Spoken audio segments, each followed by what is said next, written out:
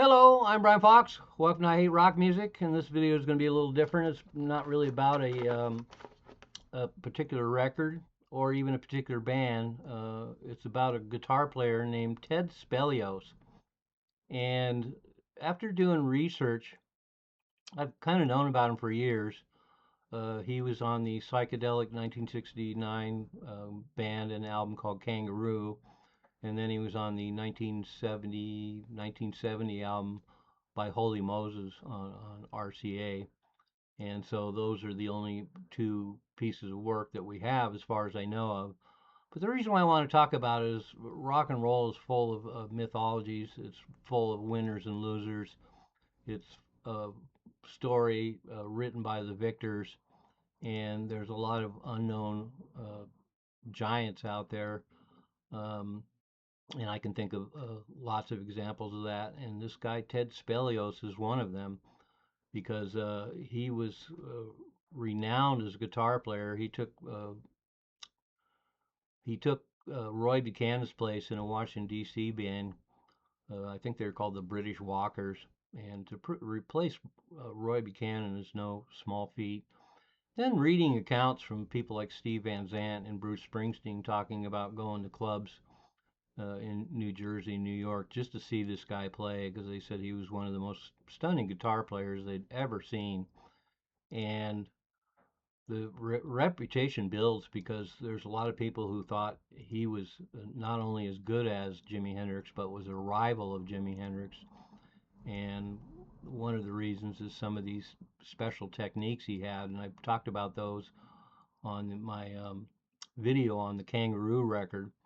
There's a lot of guitar playing on there that sounds like it's backwards, and he wasn't using any kind of backwards unit or tapes played backwards or anything like that. He just had the ability through the way he played and his phrasing to make it sound backwards.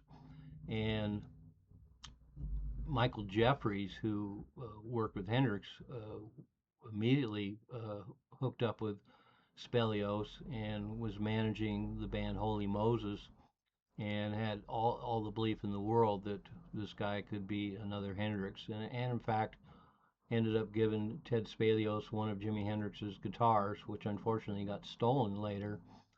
But I just wanted to bring this guy up because it's just such a typical story in rock. And I get the impression that this guy, Ted Spelios, was everything they said he was. And that's based on those two bands he was in, Holy Moses and Kangaroo. On the Kangaroo record, it's a psychedelic record, but the guitar parts are really unusual and all throughout the album, and they really show somebody special. And even for the psychedelic era, some of the stuff he does on that Kangaroo record is really, really stunning and really imaginative and very creative and very singular. And then you get to the Holy Moses record, and a lot of it's pretty stonesy in a way, and there's a lot of mid-tempo songs. There's a lot of really tasty guitar work, and then in the very last song on the album, he does some extended solos, and you really get to hear the fact that this guy really was a contender. I really would love to have heard a lot more work by him. And apparently, there's a lot of other people out there that feel the same way that this guy was magic, and as I mentioned earlier, felt like he could actually rival Hendrix and how good he was. And so, I guess your task is I'm going to post links below. I've already done videos on these two bands, but I'm going to post links below in this video with all the information I just given you. So the Kangaroo album and the Holy Moses record are posted below, and you listen closely. Sit down and really listen to these records and hear what Ted Spelios is doing on these records, playing guitar, and you be the judge. But I'm listening to it, and I'm hearing what they're saying, and it just breaks my heart that we don't have a whole bunch of Ted Spelios work to judge him by. Apparently, he was so crushed after these two bands didn't really go anywhere, and Holy Moses really tipped for the big time and got really great reviews.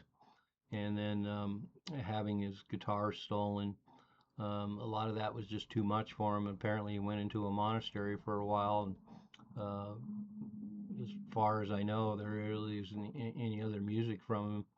So it's pretty unusual to uh, do a video on this topic, but it just seemed important to me because, like I say, once I started doing a bunch of research, it just seems like there's so many people out there that were completely blown away by this guy, Ted Spelios, and that he could have been another Hendrix.